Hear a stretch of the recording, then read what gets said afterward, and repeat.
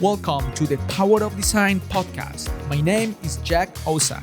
I'm an architect, born and raised in Colombia, South America. Years ago, I migrated to the United States to follow my dreams. And today, I'm the founder and principal of Osa Studio, a multidisciplinary architectural design firm in Charlotte, North Carolina. In this podcast, we talk about design, business, creativity, and the inspiration we need to create an exciting and powerful built environment.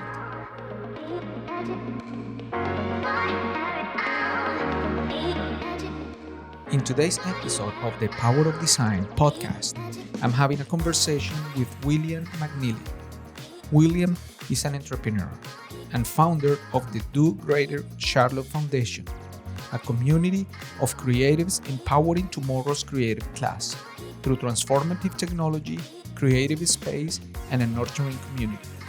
This is my conversation with William.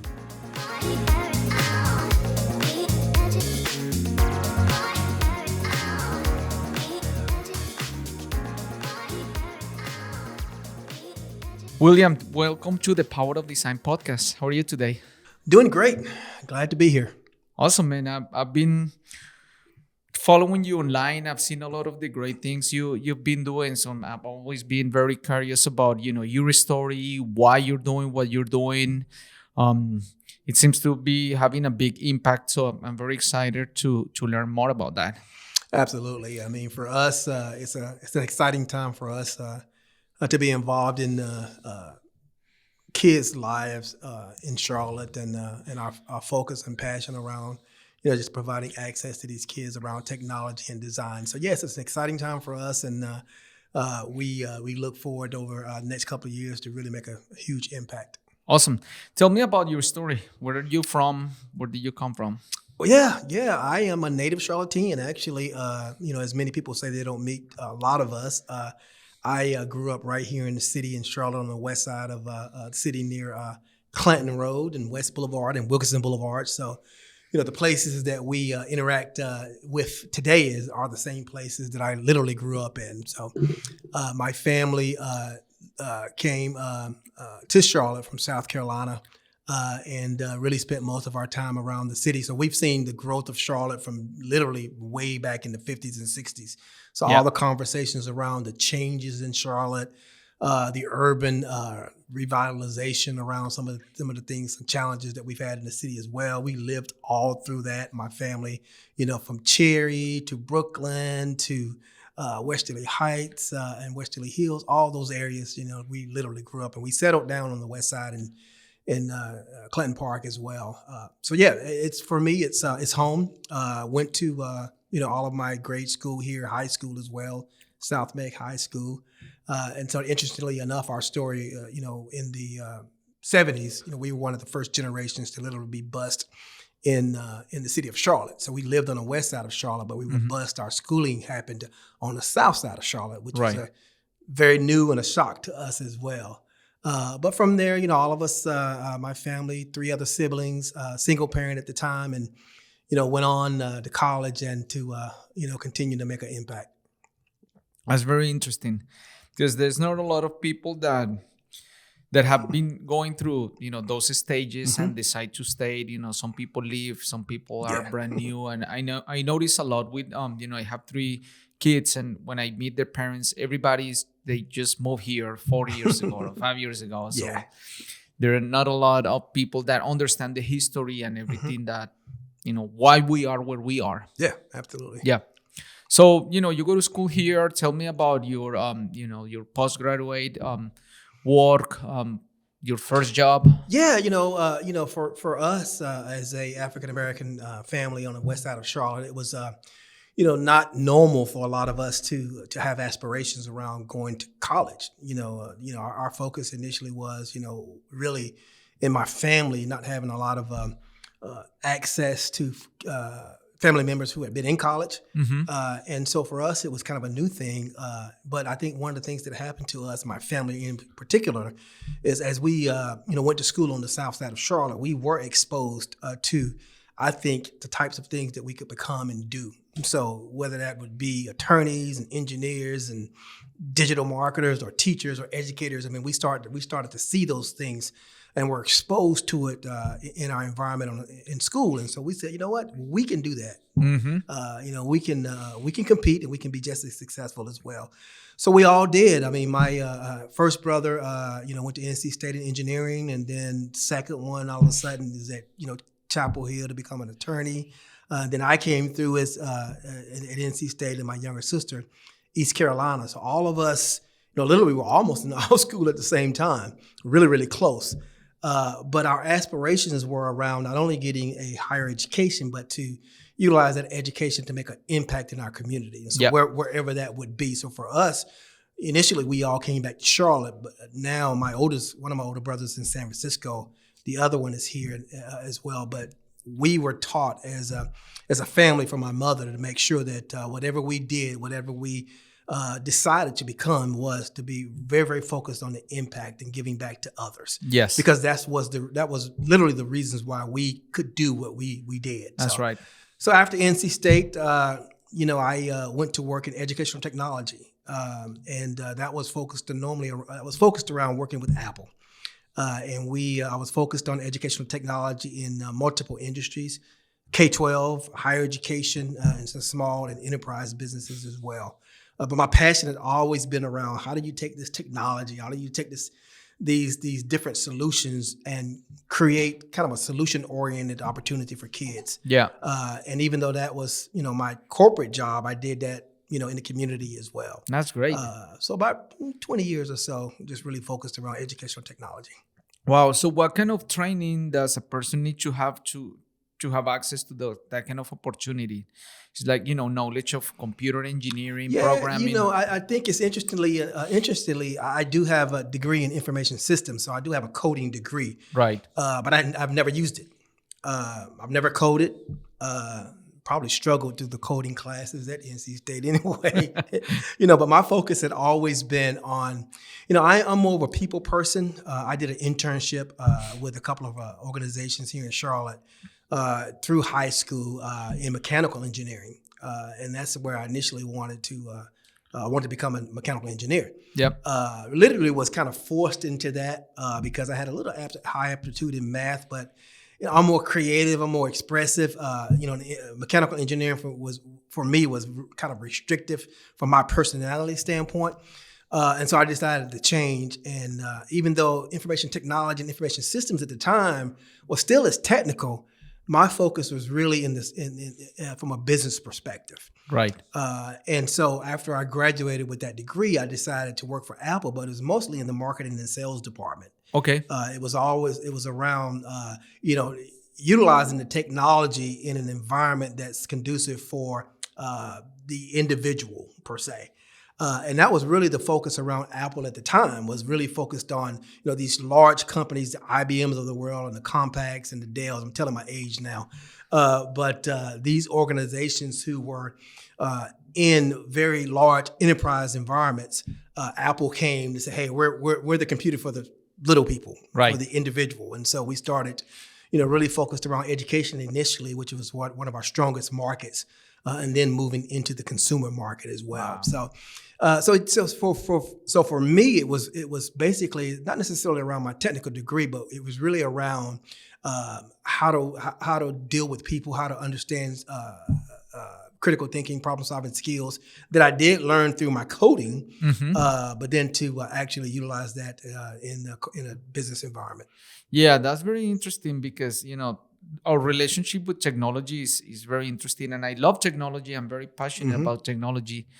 And, sometimes you may think that technology it's more machine, less human. But I think that we use technology to become more human. Absolutely. When you look at what social media is doing, we're just craving connection with other humans. And these devices just satisfy that human need of connecting with others or seeing what's happening. So I think it really amplifies the human experience. And that's why we do it. Yep, there is no way around. We're just desperate for more technology, exponential growth, exponential thing, because I think at the end of the day, it makes us more human. Yeah, Absolutely. Yeah. So tell me about your work here in Charlotte and your experience. Yeah, I had a chance with Apple to. I moved away a little bit. Worked in Atlanta for a while, but had an opportunity to move back here to Charlotte, start my family, and really start to put some roots, some additional community roots down in Charlotte. Really focused around, working to make an impact in some of these underserved and under-resourced communities. Did that for a number of years, volunteering at schools, educational environments. I coached football for a number of years. Really gave me an opportunity to not only spend time with my son, who played football and is now a college football player, but also to make an impact on a lot of students, a lot of particularly African American males through the football experience. From the ages of 5 all the way through high school. And so I really started to focus on that and to make sure that not only was I helping these kids to realize that, yeah, you're athletically gifted and let's nurture that, but at the same time, you're academically gifted as well. That's right. So let's make sure that we keep you on the same path as well if this athletic career doesn't work out. And so I did that for a number of years. I continued my corporate work. But as a lot of folks realized about 3 or 4 years ago, I got sick. And all of a sudden, out of the blue, it was issues around my lungs. And really, again, career going well, running around, coaching football. But all of a sudden in 2015, I was diagnosed with idiopathic pulmonary fibrosis, which I think had been somewhat hibernating in my body for a number of years and activated at that time. So between 2015 and 2016, I really all of a sudden was out of commission. And my body just started to reject really just surviving. Wow. My lungs were scarred. I had a very, very hard time breathing. This happened at the end of 2015, and by March 2016, I was on oxygen and on oxygen 24 hours a day. Wow. So I went from a great corporate environment, coaching, and literally taking an oxygen tank around the city for the entire, literally the rest of my life would have been. Wow. And so that really gave me, or made me have, literally a different perspective on what life was all about, what my next existence would be, what my next impact would be, because I knew it wouldn't be the same as it was before 2 months ago. Right. Because at this point, I didn't necessarily know where it would end up. I mean, idiopathic pulmonary fibrosis, which they call IPF, is an end-of-life disease. Right. And so when you start to look at what that quality of life looks like and what you're going to do with the time you have left, you become extremely focused around why you exist, why are you here, and what that legacy is going to be for you. So for me, I spent about 3 years getting worse from the fibrosis, but at the same time, honing in on where my impact would be. Yeah. And I started thinking around, really personally, how can I make a greater impact in the kids' lives? And this whole idea around doing greater started to kind of percolate within my system. It was like, okay, what does it mean to do greater? What does it mean to make an impact? What does it mean to take ideas, what we call ideas to impact? All these ideas that I have, but what does it actually do? What do they do? What impact is it going to have on other people's lives? And will that impact continue after when I'm not here? And so those 3 years, we really just started to build the foundation of what we call, Do Greater Foundation now, which is literally an organization from a holistic standpoint is really focused around helping individuals understand the impact they make on other people's lives. Right. And working within that construct for them as well. And so as I, continue to kind of model that and try to figure that out, my health just literally fell off a cliff around end of 2018. And I was literally told the only way of survival for me was a double lung transplant. So I go into 2019 in February, head up to Duke Medical Center. And literally Duke is, I get there and they're like, okay, you're in pretty bad shape. And I immediately go through rehab, which is literally a pre-hab, as they call it, right. Because they have to literally get you strong enough to survive the lung transplant. A lot of people come in and just are not at that point. And if you're not strong, if you're not to a mental capacity to be able to handle this operation, you're probably not going to last long afterwards. So I get there in March, and I go through the rehab session. literally only lasted about a week before, again, just bad, real bad. And walked into the doctor's office and was told I only had 2 weeks to live. Wow. And they literally said to me that, William, we have 2 weeks to figure out what to do. Either you're going to have to get a lung transplant, or if we can't find lungs for you at that particular time, then you're going to be 2 weeks. You might not be here for one, but then you're going to be 2 weeks to even survive a lung transplant. So this was a Thursday. Literally, I was sitting there thinking about, okay, I've gone 3 years with fibrosis. I'm at a point now where they're telling me I've got 2 weeks left, literally. And my, doing this entire process, as I was thinking about doing greater, I'm thinking, okay, I knew I would somewhat get to this point, but I didn't know how I would react. So when I got to that point, I looked at the doctor straight in his eye and I said, you know what? We got 2 weeks to figure out how to make this work. Yeah. Yeah. And I didn't say, so I literally didn't register that I only had 2 weeks to live. It was that I had 2 weeks to figure this out. That's right. And so that Thursday, he laughed at me and said, okay, we're going to try to make it happen. And that was Thursday afternoon. And by Saturday that afternoon, I was called in for the transplant.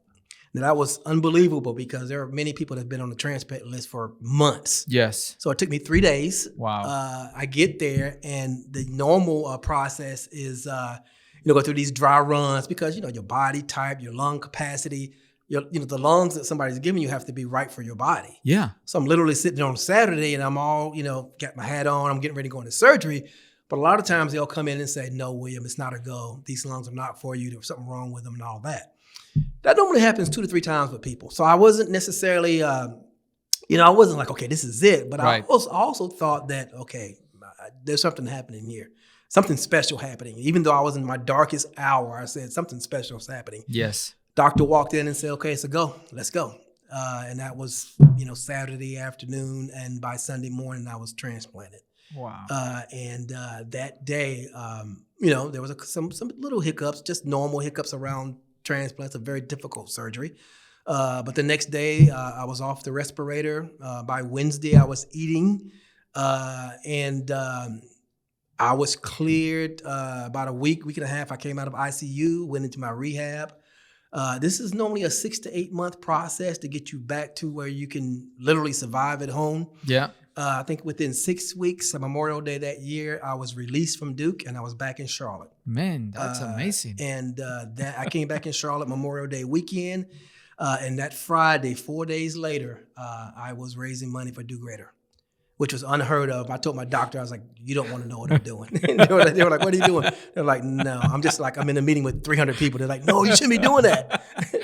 I said, look, but I spent the 3 years before the transplant really planning. Mm-hmm. I knew what I needed to do. Yeah. And so when I had the chance to do it, it was just a matter of making it happen. And so, really at that point, we started to focus on really, Do Greater Charlotte, as we call it now, really focuses on, how do we take and provide access and exposure to technology and design and entrepreneurship and interactive media to kids who were like me on the west side of Charlotte, who didn't have access to this and didn't understand the types of things they could do and become.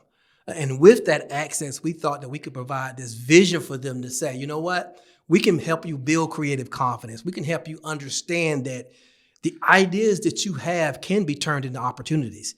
You just have to be able to see what that is. Right. And so that's when we started to focus on, okay, how do we do that? We built a truck technology lab to do that. Yeah. That we literally take out into the community and drive it around with technology, iPads, and a variety of different things to really expose these kids to the types of technology and creative aspirations that are out there. And we did that right before COVID. Very, very successful until COVID hit. That putting 15 kids in the back of a truck wasn't possible at that point. Yeah. What COVID did for us was to help us to really, I wouldn't necessarily call it a pivot, but it helped us to understand how to build what we call a creative platform, how to leverage our truck, which what we thought it's just a distribution mechanism. How do you now leverage that into an entire creative platform? Mm-hmm. And that's when we moved a lot of our training online. But then it was an opportunity now to try to create a creative environment, specifically for kids. The things that we call a co-working space for kids. Where was that when I was growing up? I mean, where's this cool space that I can hang out in with like-minded creatives? that we can collaborate and leverage each other's ideas.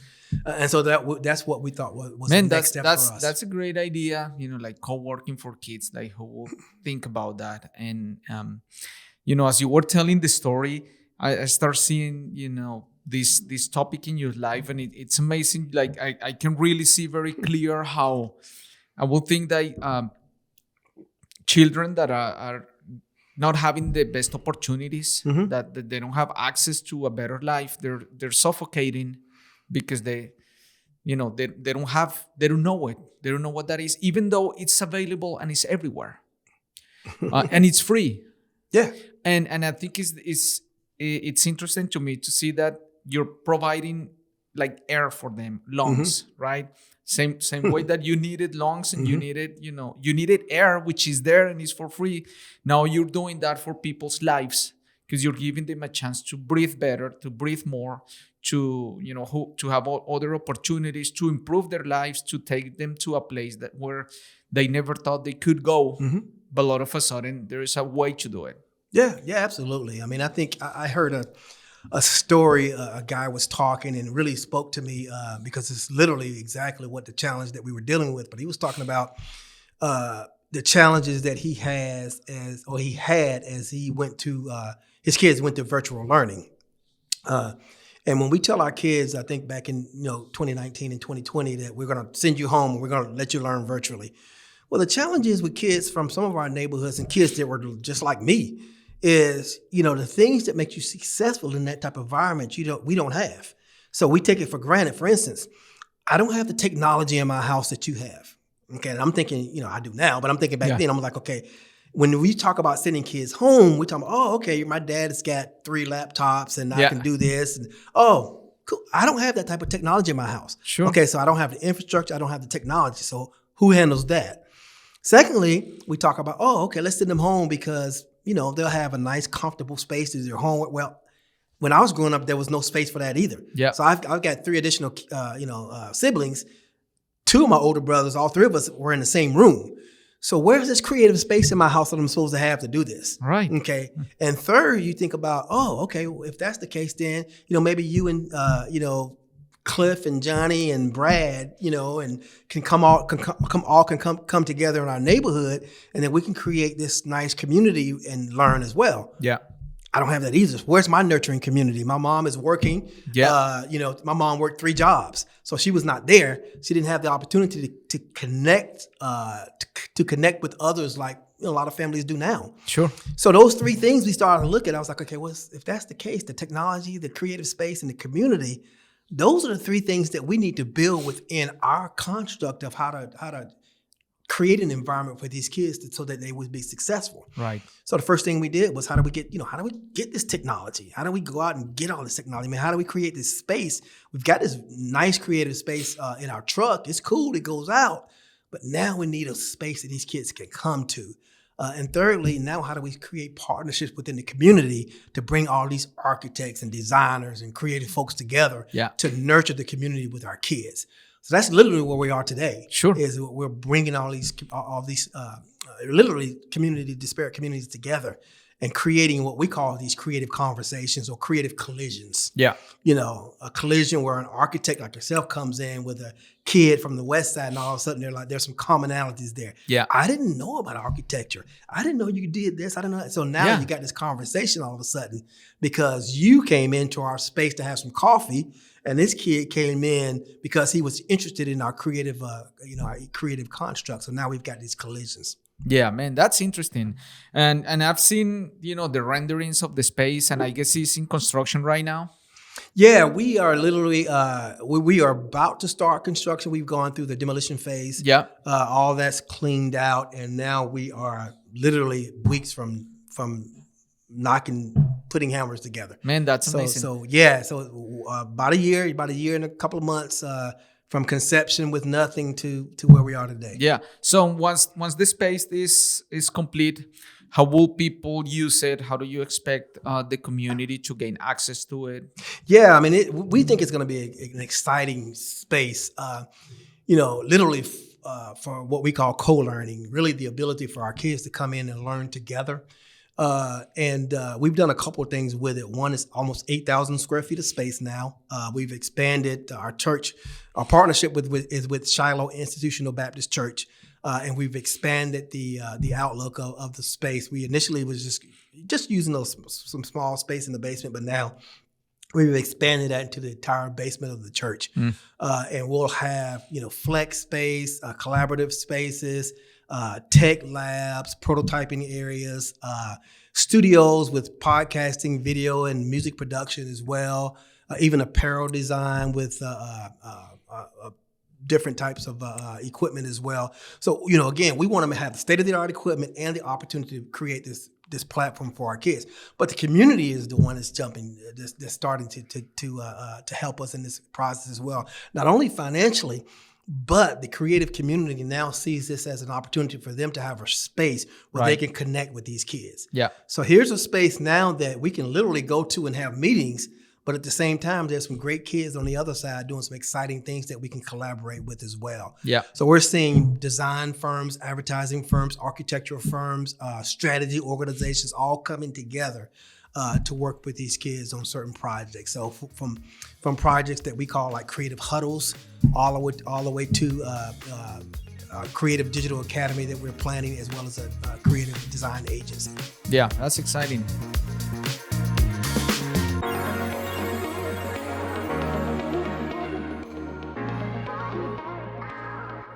The Power of Design podcast is brought to you by OSA Studio, a multidisciplinary design firm focused on creating impactful experiences through the power of design. We partner with our clients to create buildings, interior spaces, brands, and strategies that help you deliver a successful project.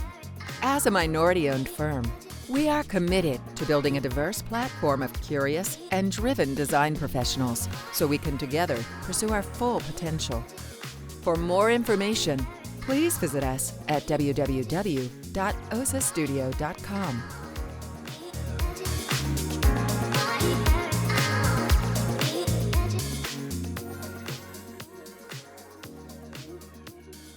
What do you think is one of the surprises or things that you did not expect, in terms of engaging with the community, the business community?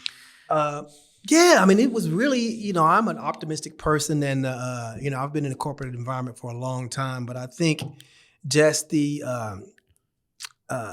community has been extremely supportive of these ideas, and I think there's a couple reasons why. One, I think we're in an environment right now where a lot of individuals and corporations realize there's some challenges that we need to deal with, some challenges that we've had in Charlotte for a long time that we've kind of not dealt with, and a lot of those are coming to fruition at this point. Whether that be some of the urban revitalization that happened in some of the areas where we were displaced, some of the communities, even disinvestment and low investment in some of our urban communities or West Side communities, African American communities as well. We're starting to say, okay, we need to do some things in these communities. And so there are several organizations who have reached out to us, to say, how can we help in this whole endeavor? And again, then you start to see, very disturbing statistics around unemployment in some of these areas, lack of training, disconnectivity with some of our youth in the 16 to 24-year-old age bracket. So you see all these challenges starting to pile up, and they're starting to affect, not only the community, but organizations that do business in those communities. And so what we said was, how do we create something different? I mean, when we can look back 30 years ago and we can see the same challenges that we had 30 years. We still have them now. Yeah. So whatever we're doing didn't work. It's not working. So now we're starting to say, okay, let's approach this differently. Let's approach this from a more human-centric approach. Let's ask the kids what they want. That's right. And then not only that, but let's look at the construct of where they are educated. And everybody knows, our education system. I won't go as far as to say, people say it's broken. I think there's some great teachers and great activities going on in our schools. But I do think organizationally and facility wise, I think we can start to look at how we create our learning environments to make them more conducive for our kids to learn. Okay. Coming into a, very sterile classroom, chairs, kids, they're like, okay, this is not it. Yeah. So what we decided to look at was how do we create a learning environment that's open, that encourages collaboration, critical thinking, and all that. And I went back and I'm not an architect, I'm not a designer, but as I started to kind of read and understand the types of things that I like. I love creative spaces. I love co-working. I love being in that environment. I love these cool spaces that really help me to ideate, help me that inspires me. That's what I love. So when I talk to our kids, I'm thinking the same thing. So we started to look at, some of these great environments that are out there and how we could develop something like that as well. But the other thing I think is important that we start to look at is environments where kids are happy. Yes. And what makes them happy in those environments. Yep. So for me, I'm a football coach. So when I had my kids practicing in football, we used to, bring the kids out, and they were all in varied different levels, from great football players to, kids who are just starting out. But the number one thing that they would love to do is this activity we call county fair, which is basically just stations of coaches would go out in different stations, and they would do a skill, make it fun, a fun skill that everybody could participate in. There was no differentiation between if you're a great football player or a bad football player. You all did the same thing. They could learn from each other. They could lean on each other. They could ask each other's questions. They were grading each other, around, okay, you did that right, but you need to do this. See, that's the type of environment when you start to look at, well, how do we take this type of environment where they love and incorporate this into kind of a learning environment as well? It's just learning from a space that they're excited to be involved in. And so for us, we started to look at that and to come up with ideas around how we design our space. Yep. With that same type of county fair environment. How do you make this open? How do you create an environment where kids learn from each other, where they can collaborate, where they can see what the other person is doing and is modeling the right way, and they can learn from that. So that's what happens in sports. They see they see the best player doing well, and they say, okay, I don't want to model that. Yeah. And the best player doesn't have a problem with telling them, this is what I do. But we don't do that in our, if I'm a great in math, I'm not showing you. Sure. Yeah. I think that's part of the problem with the education system. I said I had 3 kids, and my kids said, I don't like school. Yeah. That's should be fun. They're all kids. There is no reason why school should not be fun. You can make it fun. I think part of the problem is that the school setup we have right now, I think probably started in the early 1900s where people started training people to work in factories. Oh, absolutely. So in order to make you a good factory worker and sit down in front of a computer for 8 hours a day, they needed that setting. Let's put a bunch of tables. Everybody's doing the same. And, you're on your own. There is no collaboration. Yep. So part of the problem is exactly what you're saying. The education system is training you on your own grades. You do the test on your own. You go study instead of collaboration, working with each other's strengths. And when you come to the real world, collaboration is the key. Helping each other, understanding, learning from, open conversations.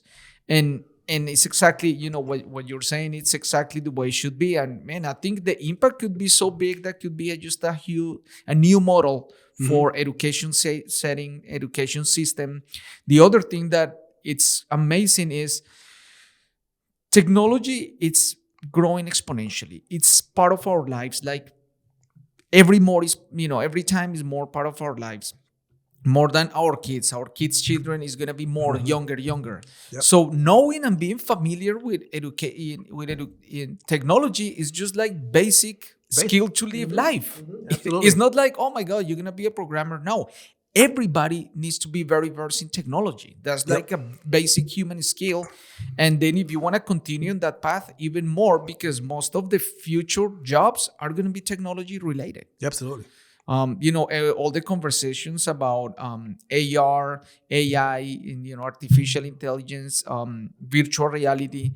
Somebody needs to do that. Somebody needs to create that world. And it's going to be here, and somebody needs to drive it. So any person that starts right there today, they're going to be at an advantage. They're going to absolutely. I have conversations. I have my older brother who has worked for AT&T, is an attorney, and works at AT&T, obviously a technology company. And one of the things he would tell my kids is that they would ask him, "What do you do?" And he would say, "Well, I talk to people all day." This is what he would say when they were young. And he would tell them that, one of the things that as an attorney I learned is how to think. He said, one of the things that I do all day is they pay me to think. And he said, now I have tons of employees that work with me that are very skilled, that are very technically oriented. He said, but the thing that I have that makes me successful is I learn how to think. And that's why he said, that's what I want you guys to do is that, yes, you can learn all your skills, but you have to make sure that you're learning how to think. Yeah. And those are the things that is going to take you extremely far. So what we try to do within our the creative lab that we're developing is that we want to make sure that we've got all the verticals covered, the coding and the design and the very vertical skills. But these whole skills of collaboration and critical thinking and problem solving permeate the entire thing. Sure. And so those are things that we literally focus on when you think about what the creative lab is all about. Yeah, and those soft skills are the ones that give you confidence, that help with your communication skills, that help you succeed at a higher level, where there are things that you don't really have to learn from a book, but you learn through experience. Oh, absolutely. You learn through collaboration. And we think a lot of times, and this is where it gets, for us with our kids that we specifically deal with. A lot of things that we deal with, a lot of corporate folks and my friends, this is natural and naturally occurring to them. And so for their kids and things like that to be in these networking environments and these environments where they're learning how to do this, it happens all the time. Well, kids that we work with a lot of times, they've never been in those scenarios. So even though they are extremely educated, come out of some of the colleges with, great GPAs, they ask me, Mr. McNeely, how do I walk into this meeting and talk to these people? Yeah. Because I've never done that, And so we think about it, it's like, wait a minute, what do you mean? Your 3 points, your GPA was higher than mine. And they're like, well, I've never done this. I've never been in a corporate environment. I just studied. Yeah. And so that's what we have to, I think, for us is, really start early in the middle school areas and provide these type of opportunities and access for the kids as they continue to grow, not only in our programs but other programs, that they can master some of those skills. Yeah. What is your vision for the future of the grader?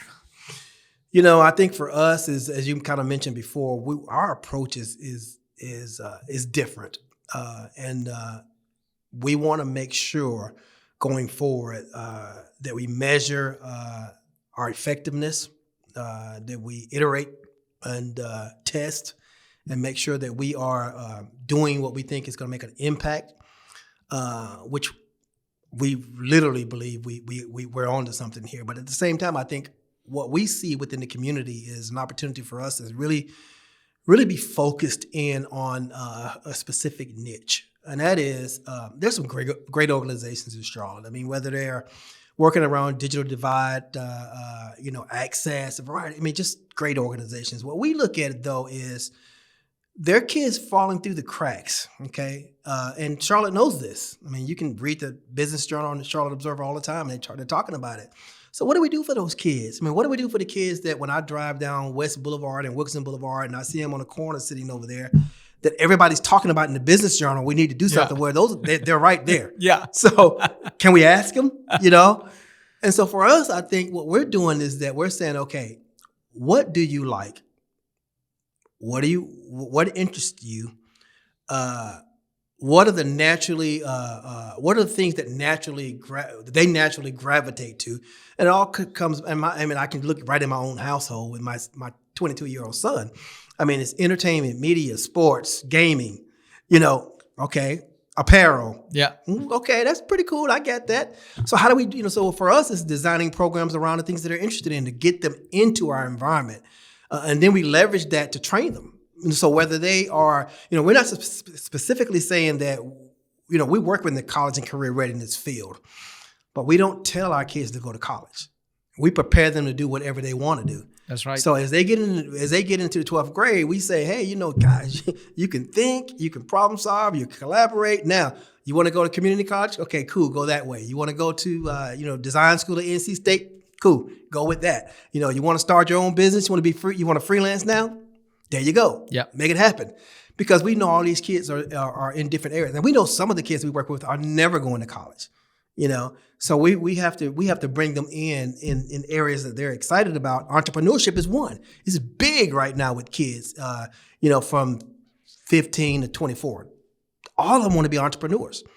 And so we do a lot of stuff through the lens of entrepreneurship as well. But our growth strategy around, you know, for the next 3 to 5 years really is leveraging our HUD model, which is our creative lab in Camp Green, and then expanding that in some of the corridors of opportunity in Charlotte, whether that's Beatties Ford Road, whether that's Sugar Creek, whether that's Central, Albemarle, all these areas that we know are underfunded and need investment, and have a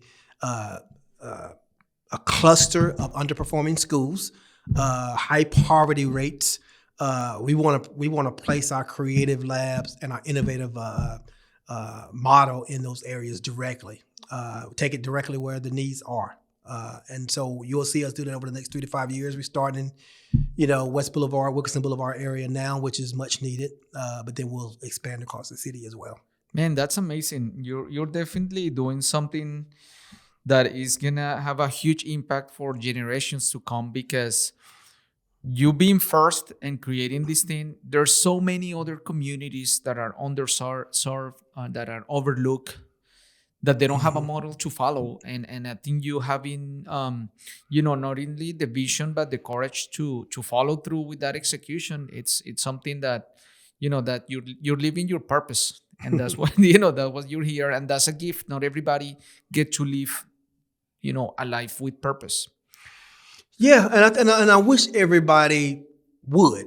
Okay, and I mean, I say that because I don't want it to take a life-changing or life-altering situation like I went to or through for people to understand that they need to be doing what they love to do. Yeah, you know, I loved what I was doing, but was it impactful? Was it, you know, where I needed to spend most of my time? And I decided, you know, once I, you know, recovered from the lung transplant, that I would spend every hour making sure that the kids that I saw that needed the access and exposure would have it. Now, it's a lot of work. It's a lot of convincing folks that this is the right thing to be doing. It's a lot of convincing people that this is the right model. Yeah. And we'll have to do a lot over the next couple of years to prove that. But I do think, you know, you can't, you know, what's this, you know, you can't do the same thing the same way all the time and expect different results. Right. So over the last 30 years, you know, I can look at a report from 30 years ago and I can look at a report from last month, and they're pretty much saying the same thing.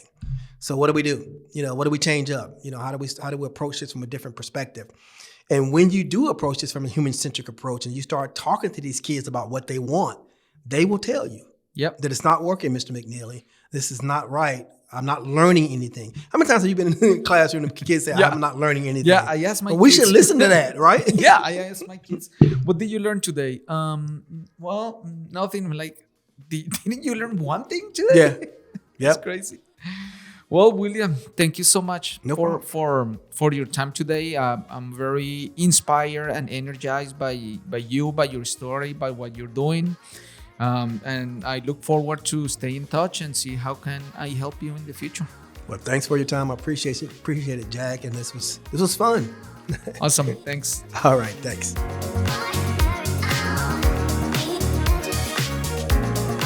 Thank you for listening to the Power of Design podcast.